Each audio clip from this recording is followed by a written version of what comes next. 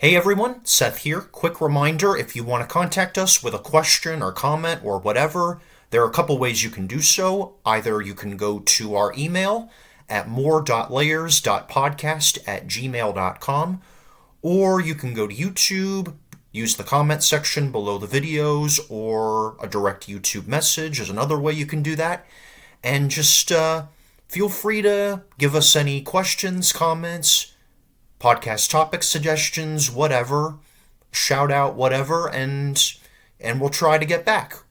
Hey everybody, happy late May. This is More Layers. Welcome everyone. I'm Seth Mariano.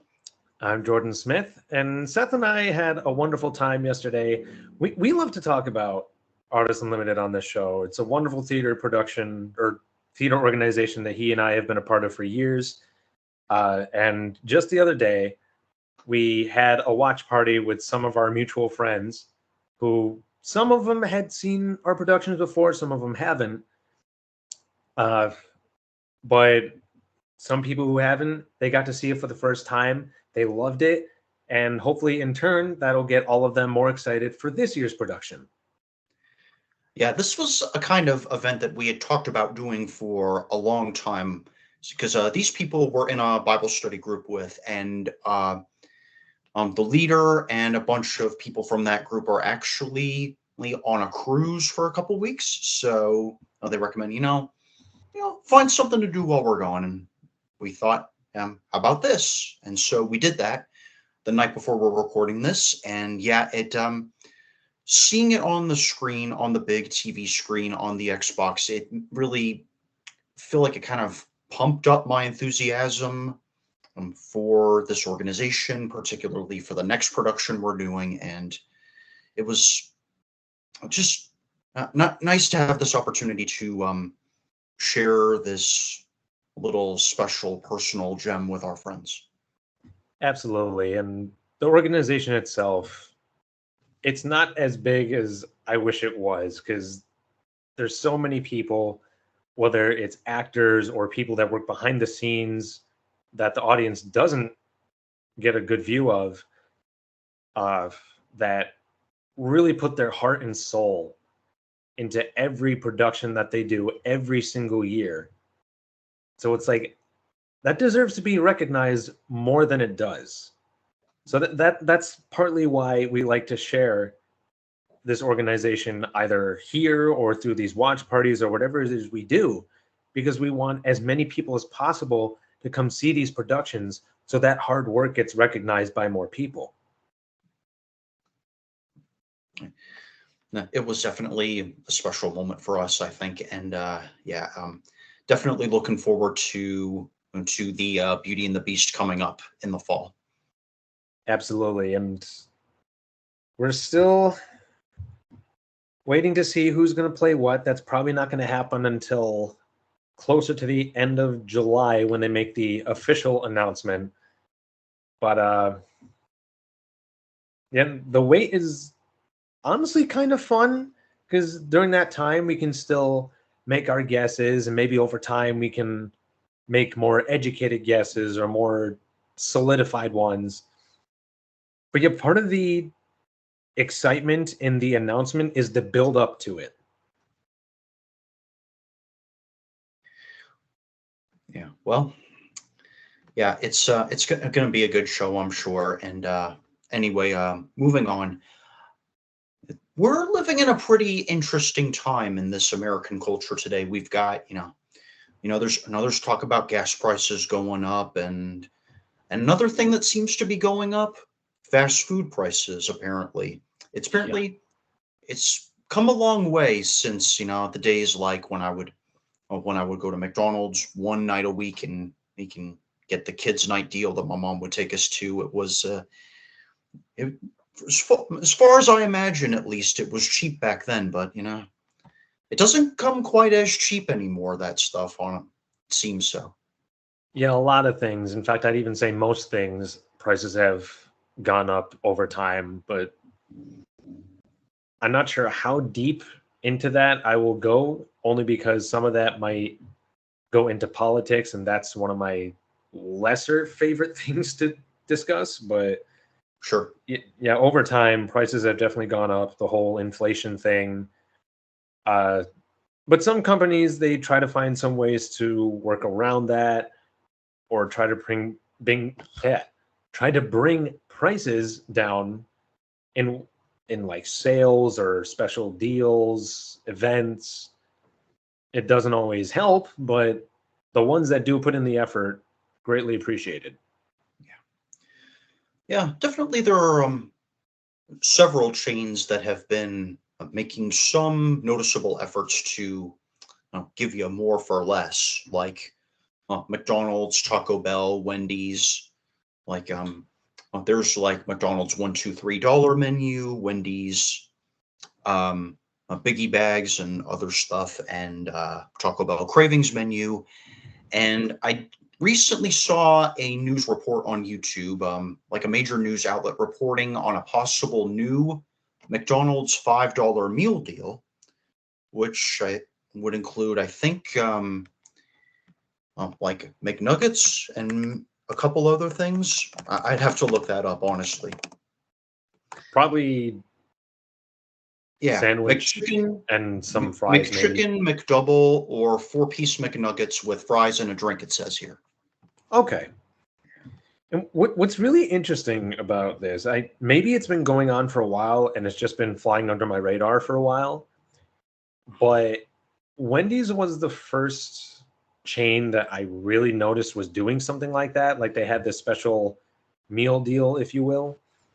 Because they were the ones to be constantly advertising it. I would see it everywhere. They even had this ad where they sang a song about it. But not too long ago, I was taking a visit to Dairy Queen because I hadn't been there in a long time, and I love their stuff, especially the iconic blizzards. But then I also noticed that they too are doing something very similar, where they will charge less for a special meal deal. And then when I brought this up to you, Seth, you pointed out that quite a few places are doing this now. Like you said, McDonald's is contemplating doing something like that. Wendy's, of course, Dairy Queen, and at least one or two others, Taco Bell, I believe. It's suddenly becoming popular, or at the very least, more noticeable in these fast food chains. Yeah, I think the ones that involve music, the ads that involve music, are probably the ones that stick with a lot of people the most. I know actually a couple times lately, over like the past week, maybe it's because of the topic we're doing today, I pulled up an old commercial, old Taco Bell commercial that's on YouTube, where they kind of wrapped their order in the drive-through. I don't know if you've seen it. Is this from a while back? It's like 2009. Okay, it's entirely possible then that I have seen it, but considering how long ago that ad came out, I may just not remember exactly how it goes. Yeah, I don't quite have the words down, honestly, even though I have seen it twice lately. But it's basically kind of like an adaptation of there was a viral video a long time ago, and some of you probably know what I'm talking about, the Big Mac wrap video.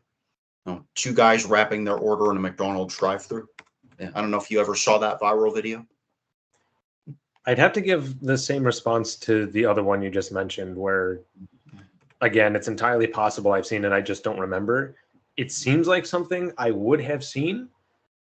But yeah, I just can't picture it in my head, at least at Yeah, the moment. yeah, yeah. Well, I'm sure you can look up the lyrics somewhere. Maybe it'll make a light bulb go off. Oh, sure. You can probably make a quick Google or YouTube search and find it. Yeah, yeah. But yeah. And then DQ got the $7 meal deal, which is probably, honestly, probably by far are the most appealing looking to me, is simply because of what the portion sizes look like. I mean, for $4 you can get quite a few things, but I feel like they're not as big as I would like them to be. I've got a pretty big appetite, a lot of the time, but you can get like at DQ like a like double cheeseburger, chicken strips, fries, ice cream, all for $7. Or if you want to sub for a Blizzard, you can get it for just a couple bucks more. But it looks like a pretty good deal, though. Whether it be $4 deals or $7 deals, I feel like both are smart deals to have, because for the $7 ones, you definitely get more bang for your buck. Like, you're getting more food, obviously. And some people, if they're hungry, they might go for that one. But there are some people who will be like, I just got to have a taste of something, or just like a small portion to scratch the itch, as they say. So having the $4 deal, while the portions aren't very big, it might just be just enough to satisfy them, so they're not spending more for an entire meal. Yeah. Yeah, it's one of those subjective things, and part of it may be trying to avoid like the controversy surrounding obesity and whatever. I don't know, but yeah, I mean, it could be the case, but sometimes with fast food chains in particular, it's hard to tell. yeah, yeah. Well, bottom line is pretty much like that's the name of the game. It's not exactly about the people, It's about the profit, but I mean, in general, businesses do need to make a profit, otherwise they would not be a business. Uh, but generally speaking, if that's the only concern they have, then they're still not going to get very far. And even if they do, they're not necessarily going to be loved by the masses. Uh, but these deals that they do have, whether it be because they actually care about their customers or if they just want to try and make more money, it's definitely a move that I appreciate, especially recently, because with this job that I have, where I sometimes go out and eat lunch with this person that I'm working with in ComHab, it's like sometimes I just need to save a little money, and those are very viable options, and it really helps. I do and can get compensated for some of these things, but just in case I forget or some other reason comes up, it's a nice way to save money. yeah, I can personally, commend at least making an effort to make it a little more economic. I will even even if I'm not totally satisfied myself, and somebody else might be, but yeah, I just got to give them at least an E for effort. Yeah, I would definitely say so. Maybe not the greatest move they've ever pulled, but depending on some people's financial circumstances, especially, it could be the break that they need. Yeah. But in terms of Dairy Queen especially, some of their prices can be a little hefty, but having that deal there, I'm definitely going to take advantage of the next time I go. Uh, and a slight side topic, it's kind of fun, I will say, to take people to Dairy Queen who have never been there before. And just in case anyone's watching or listening that doesn't know about it, Dairy Queen has this little gimmick that they do when they present you with your Blizzard. I won't say exactly what, but sometimes it can be fun to watch the reaction of somebody who's never been there before. Yeah, it's like their way of demonstrating how good quality the certain item that shall not be named is. Sure, exactly. Yeah. Yeah. Well, definitely E for effort again, and we'll see if how this changes the game as we go along, and either way, I will still every once in a while, even though it may be pricey, I'll admit, I'll still go to the fast food place every now and again if I'm like out with my friends or something, and Sure. I'll go up to like the food court, or if I'm in a rush to get something or something. It's kind of difficult for me to pass it up. Still, I don't care that much about the price if I'm honest, but I mean, I mean, I'm fiscally responsible enough. I'm not gonna let like 10 like double digit dollar prices get in my way. I'm a big food person. I'm not going to let that stop me. Oh, believe me, I'm a big food person too. I love to eat a wide variety of things. Uh, right now, though, I'm just trying to be a little bit more financially sensitive with how much I'm saving and how much I'm spending, just so I have a little bit more to store away for things that I will absolutely need in case something goes wrong, like say I get in an accident or something like that. But yeah, I'm happy that multiple locations are doing this, not just one, so that in case Sure. somebody has a particular preference, that option is more than likely available. Yeah, I definitely get that. Yeah, I appreciate that too. Well, it's good to know we have mutual thoughts on that. Yeah, yeah. And anyway, why don't we jump into the curious question of the day? And this time it's specifically, what are some movies you haven't watched in a long time that you think you might want to see again? This was a nice topic to go over because, going down memory lane, taking that nostalgia trip, if you will. And after we decided to have this topic of discussion, one of the first things I did was to go over to my movie rack that I have behind me and just be like, which of these have I not seen in a long time, and which of these would I want to see again? And some of them might be because I would be reliving my childhood, or it might be a film that I look at and be like, why haven't I watched this recently? But I did come up with a handful. Some of them are kind of grouped together because the reasons are very similar, if not the same. But the first one I thought of, it's kind of two, mostly one.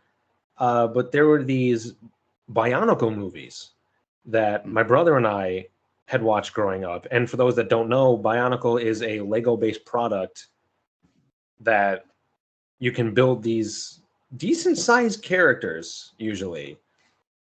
Uh, it's hard to describe exactly what they are. A lot of them are very humanoid, some of them are based on insects or what have you, but they have this whole story behind them. And I remember the first movie that we had was called Mask of Light in this franchise. And I love the movie overall.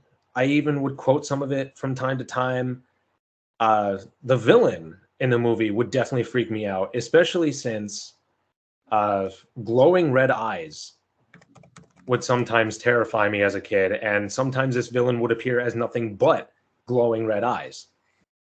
Um, but it's like these movies that I used to watch with my brother, I still have them, but it's been so long since I've seen them, and I kind of surprise myself because for whatever reason, I find myself enjoying the story, the action, and some of the visuals are very impressive for films like this. It's like, you know what? Maybe in the near future, I'll watch them again. Yeah, I myself knew very little about the Bionicle franchise other than like the one trailer I would see like on Disney DVD. That was about it. But yeah, so yeah, yeah, that does sound all right though. If any of them, because I know there's at least three or four out there now, I would at least recommend Mask of Light. Sure. But the next one I wrote down is actually Monsters Inc. Mm, I'm kind of surprised I haven't seen this one too often, but then I think back as to why. And a big reason for that is because I would often, in recent years, find myself watching the prequel more, Monsters University. I don't know if it's just because it's first in the storyline, even though it was made after Monsters Inc. was, but it's a very fun movie. I would watch it a lot with my mom before both of us moved.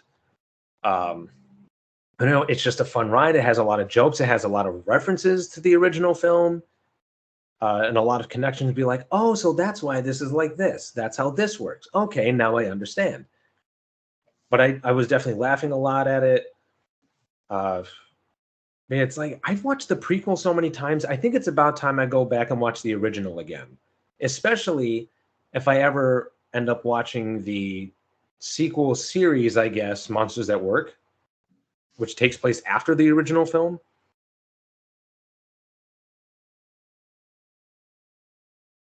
Yeah. So, did you see the original in the theater? I'm not sure if I did. Yeah, I did. I wouldn't have been surprised if I did, but that's one of the movies where I'm not 100% sure on. I'm trying to remember what year it actually came out. Yeah, it was 2001. Okay, so I would have been about 5 or 6 at that, 4 or 5 really. Yeah. So maybe I did, and it's just I was at just young enough of an age that I don't remember. I definitely remember watching it at home sometimes, Oh yeah, yeah. but I don't remember if I saw that one in theaters or not. Oh, yeah. Oh But yeah, yeah, there's some yeah DVD extra material like on how like the animation process works, and there's a bunch of other extras you might like. So sure. And there's always that little part of me that's curious to see how these characters are made, how they come to life, who voices them, yada yada yada. oh yeah, So maybe I'll look at the bonus features too when I go back and watch it again. yeah, yeah. Then the next one I wrote down is kind of a compilation entry because there's no specific one exactly, but I thought of some of the earlier Marvel Cinematic Universe movies Sure. because I find myself watching some of the more recent ones more frequently, particularly ones like Avengers Infinity War or Avengers Endgame, Captain America Civil War. Those are probably the three Marvel Cinematic Universe movies I've seen a lot more of. If I had a copy of Spider-Man No Way Home, I'd probably be watching that a lot too. Um, but it's like I hadn't seen like the original Iron Man movie in a long time, which I would love to do. The original Captain America movie, kind of just going back and see where this cinematic universe really got started. Because of course, a lot of people remember the build-up, especially for the main villain. But it's like, how were these characters set up again? So maybe not only will I go back and watch some of these earlier films just for the heck of it, but maybe I'll even start the Marvel Cinematic Universe from the beginning if I can find the time to do so and kind of go all the way through to where we are currently. Maybe skip over a couple that I just didn't care for, but watching so many movies that have an overarching story over such a long period of time, it would also just be a nice little refresher course. So you're thinking you might like revisit all of the MCU Phase One films? At the very least, phase one, yeah. Yeah, yeah. Maybe I Which would won't watch be every single one, but definitely some of the earlier stuff. yeah. So which would be Iron Man 1 through Avengers 1? Yeah, pretty much. Yeah, I think at yeah, least for a little while, the Avengers films would each mark the end of a phase in the story. Like after the first one came out, phase two began, and then Age right. of Ultron came out, begins phase three, and so on. Yeah. And I think now they're on phase five. Uh, 6, I believe.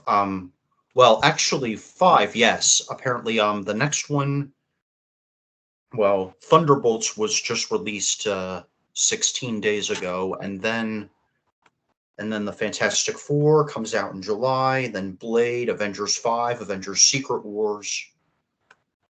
And of course, at some point, we'll have Deadpool and Wolverine, which I think is going to be connected to the Marvel Cinematic Universe. Yeah. Because they showed Ant-Man's helmet, they showed some of the portals that Doctor Strange can create. So I can only assume that Deadpool is going to be part of the cinematic universe. I don't know if Yeah. that's going to be a long-lasting thing or if it's going to be like Venom where he shows up for a moment and then he's gone again. But I guess we'll have to see after some of these other movies come out. Deadpool and Wolverine is on the Phase 5 list. It's the next one that's coming out in July. Yeah, July 26th. I was about to say near the end of July for sure. Yeah.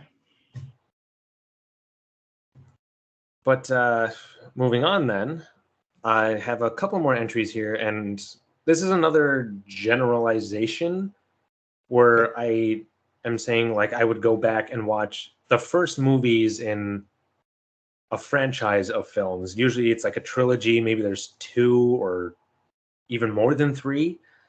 But usually it ends up being a trilogy. But in a lot of these trilogies I've found, I watch the later movies more often than the first in those franchises. And a couple examples would be ones like Madagascar or Night at the Museum. For those franchises in particular, I find myself watching the second and third ones quite a bit, but not so much the first one, oddly enough, even though I enjoyed them just as much.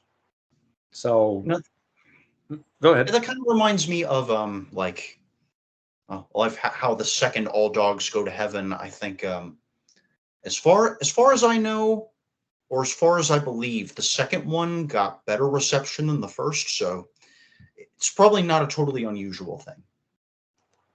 I guess so, although maybe it's because I've only seen the second one once, but I kind of keep forgetting that there is a second one. Yeah. Not to say that it's bad by any stretch, but I definitely saw the first one a lot more growing up. But another example is the Puss in Boots films. Both of them are okay. I will say I really enjoy the second one, which came out a lot more recently than the first one did, called Puss in Boots: The Last Wish. It's one of those sequels where I don't think it was even one that people demanded to be made. Like it's like we really need this sequel. But for whatever reason, about 11 years after the first one, they decided to make a sequel, and it was surprisingly really good. I still recommend it to people who haven't seen it. That being said, though, as much as I love the sequel, I realized that I hadn't seen the first one in a while. So I want to go back and watch that one at least once just to see how much it holds up now. Yeah, I think I saw somebody on a plane I was on watching The Last Wish while I was watching something else or something. But Mhm. yeah, I'm not sure if it was The Last Wish or some other one. I'm pretty sure it was a Puss one. I was about to say he's a very recognizable character, so you can probably tell that it's a Puss in Boots movie, even if you can't tell right away which one it is. Yeah. Yeah, for those who haven't seen Puss in Boots: The Last Wish, do yourself a favor and go watch it. Yeah. Or maybe first go see Shrek 2 if it's still playing, because they recently reissued it, and that's kind of his introduction. Maybe do that first, and then maybe I don't know.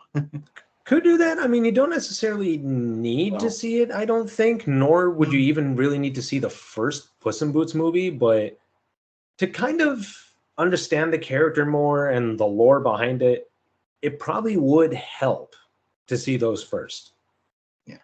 I don't know if Shrek 2 is in theaters at this point, but there's bound to be multiple ways to find it and watch it. Yeah. Then the last one, it is two movies, but they revolve around the same character. One of them, I believe the official title is The Many Adventures of Winnie the Pooh. Oh. And this is a particular one where some of the characters, like Pooh and Tigger especially, kind of directly interact with the book that they're in, including talking to the narrator every so often. Yeah, break the fourth wall. Yeah. Yeah, exactly. But I just remember falling in love with the stories. Some of the songs that they had were pretty catchy.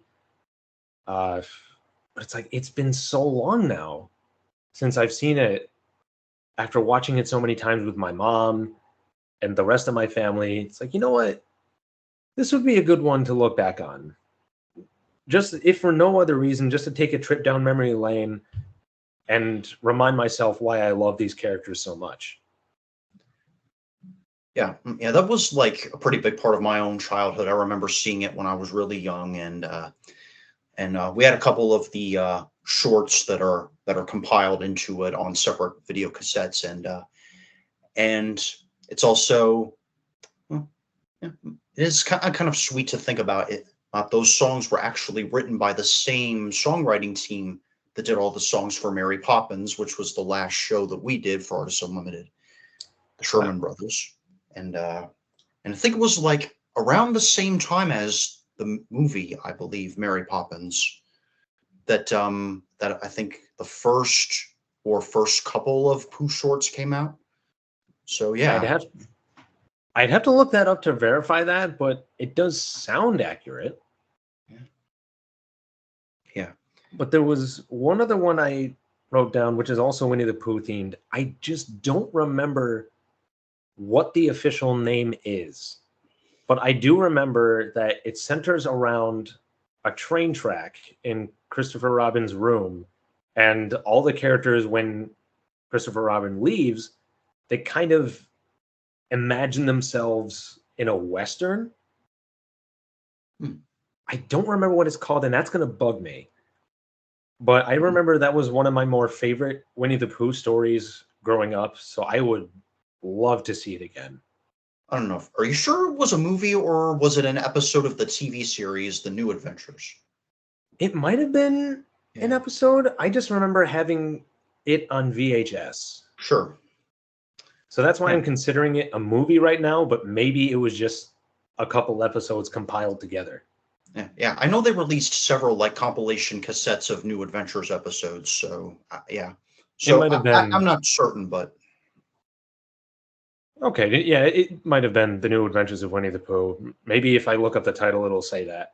yeah, yeah. So that's all yours. Yep, those are all mine. All right. Yeah, and I wrote down a few of my own, beginning with the first one I thought of was the Tim Burton film of Charlie and the Chocolate Factory.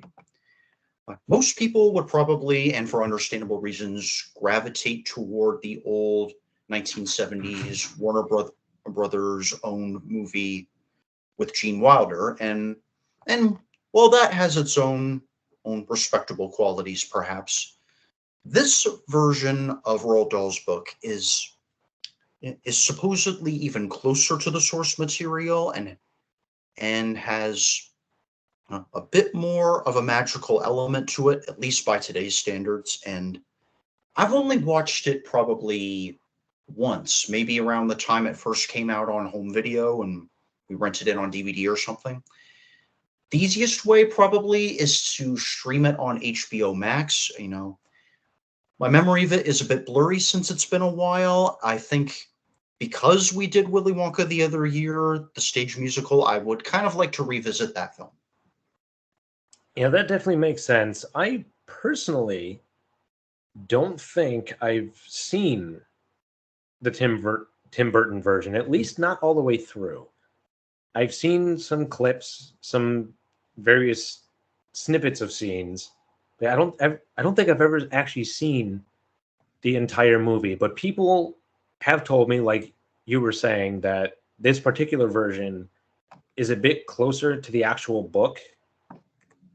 Uh, and from what I understand, the book does kind of explain what happens to each of the kids after they leave the factory. And I think this version of the movie actually shows it.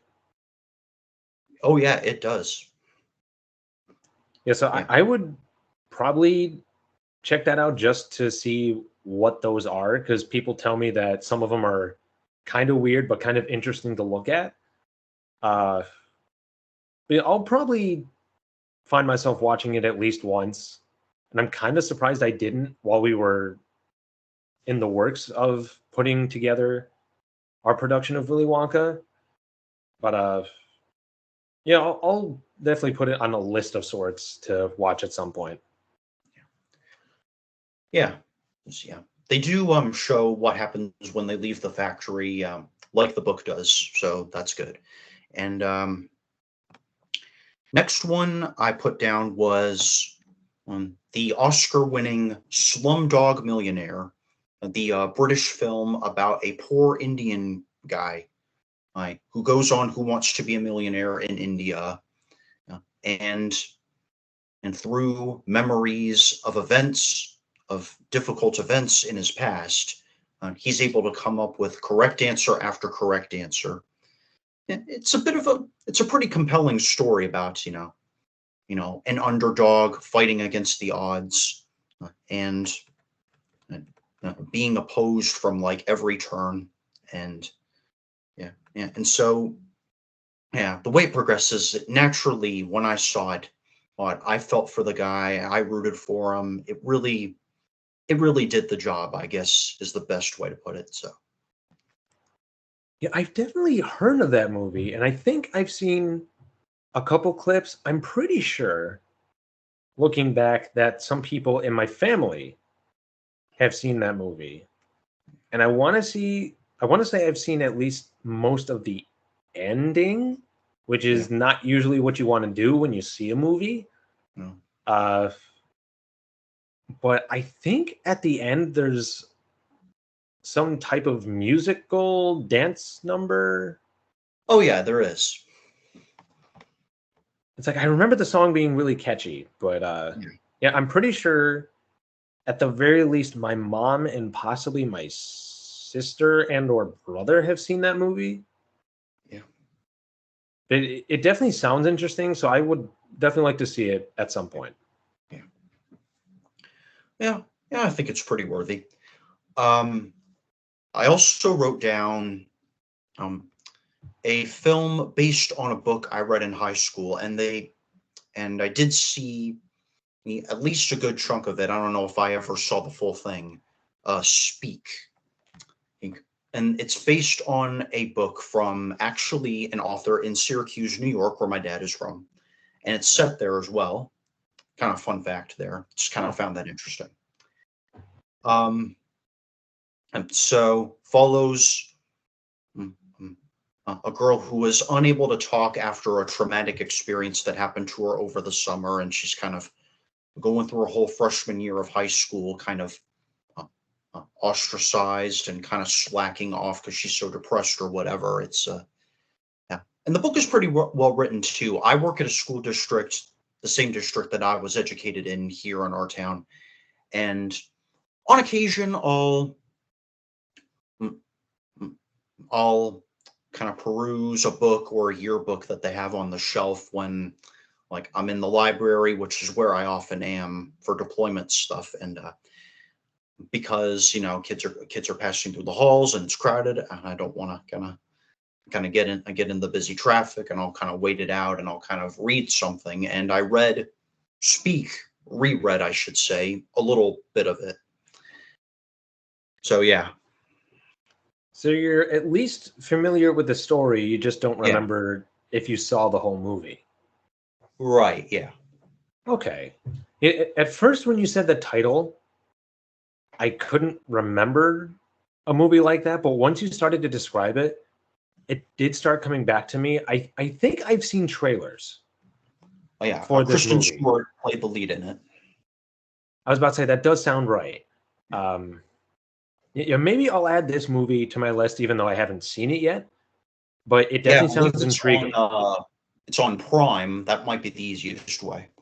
Okay, I'll write that one down. Yeah. All right. And then I put down another Tim Burton film.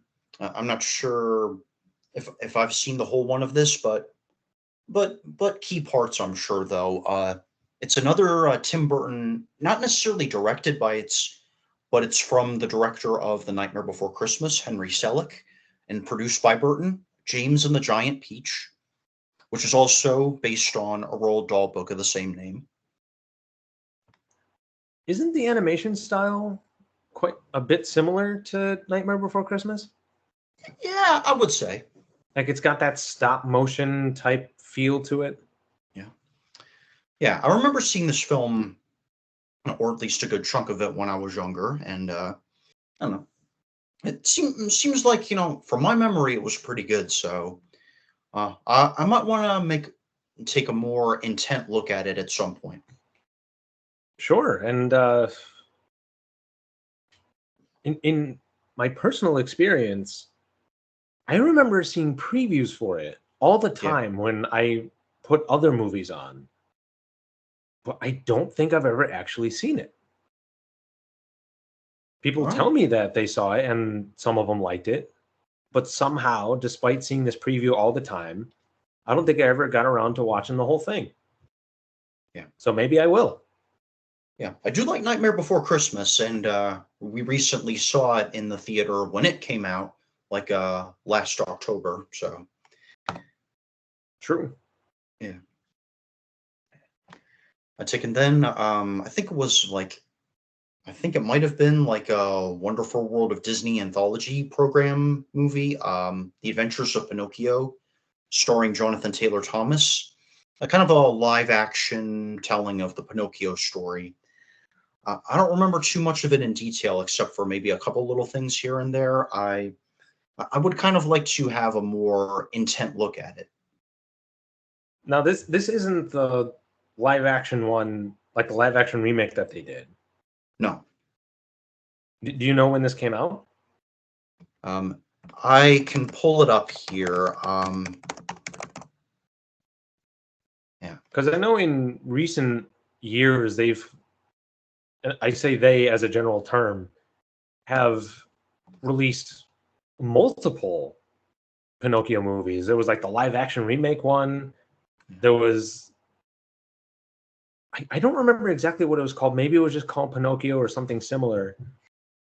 But there were like three different Pinocchio stories I think came out the same year The Last Wish did, or maybe the year before. Uh, but they all happened to come out around the same time.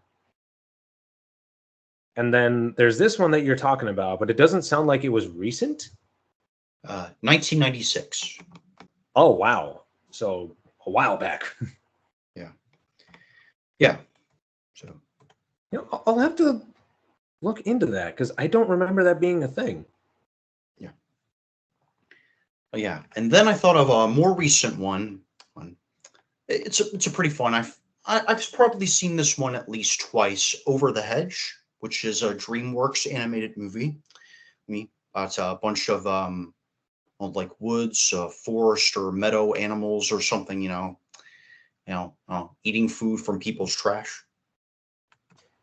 Yeah, oddly enough, I almost put that one on my own list. I'm not entirely sure why I didn't, but I definitely watched that a few times growing up. Definitely not recently, but I do have it. So maybe in the coming days or weeks or whatever, I'll watch it again. Yeah. It's definitely a bit underrated.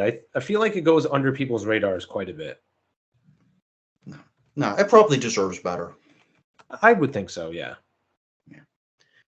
Yeah. And then finally, I put The Iron Giant, which was a hand drawn animated film um, directed by Brad Bird, who would later direct the Incredibles movies at Pixar. And I take follows kind of an ET like story of a young boy encountering a robot that mysteriously showed up in his town. And it's got like Jennifer Aniston, Harry Connick Jr. in lead roles, and I did rewatch it a little bit, maybe about 10 years ago, but it either way, it's been a while. Yeah, I don't know if I've ever seen that one, but what's interesting about this particular one is that every once in a while, conversations about the Iron Giant will just pop up out of nowhere and it'll get really popular for a little bit before it kind of fizzles out and then gets popular again. But I have seen the Iron Giant get some more recognition in recent years. Like he showed up in Ready Player One, and then he's showing up in this upcoming full release game called Multiverses, where a bunch of Warner Brothers owned characters, I believe, are coming together to fight in like a Smash Brothers type setting.